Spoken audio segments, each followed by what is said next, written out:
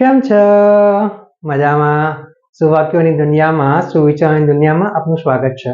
મારા મિત્રો, આજનો જે સુવિચાર છે તે છે અખંડિતતા, ઇન્ટિગ્રિટી. એવું કહેવાય છે કે વ્યક્તિએ સૌથી પહેલા પોતાનામાં જોવું જોઈએ અને પછી જ કંઈ શીખવવાનો પ્રયાસ કરવો જોઈએ. આ વાતને સુવિચાર તરીકે શ્રી સંજીવ શાહ સાહેબે ખૂબ જ સરસ રીતે પ્રસ્તુત કર્યું છે.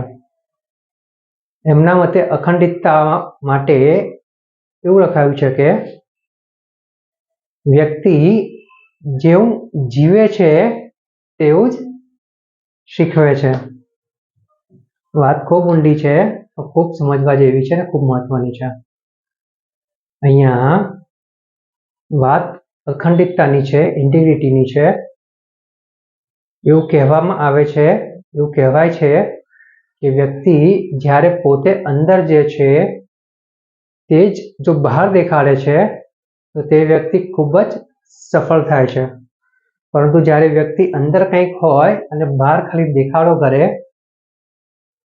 જ્ઞાનની વાતો ખૂબ કરે પણ પોતે અમલ ન કરે અને બીજા લોકોને શીખવાડે, તો આ વ્યક્તિ લાંબા ગાળે અસફળ નીવડે છે.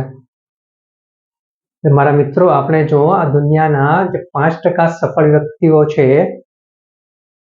તેમના લિસ્ટમાં આવવું હોય અને પોતાનું જીવન ખૂબ સારું, કંઈક લક્ષ્યભર્યું, એક ધ્યેયભર્યું બનાવવું હોય તો અખંડિતતાનો ગુણ, ઇન્ટિગ્રિટીનો ગુણ આપણે આપણા જીવનમાં ઉતારવો પડશે.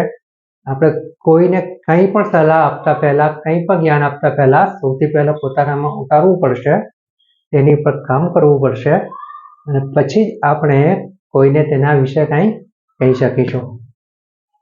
બસ આ વાત આપણે સમજવાની છે, આટલું જીવનમાં ઉતારવાનું છે. જો આપણે આટલું કરી શકીએ તો આપણે આપણા જે લક્ષ્ય સારા અને સાચા બનાવ્યા છે, જે આપણા ધ્યેય નક્કી કર્યા છે, ત્યાં સુધી આપણે સંતોષપૂર્વક, ધીરે ધીરે સફળતાપૂર્વક ત્યાં પહોંચી જઈશું.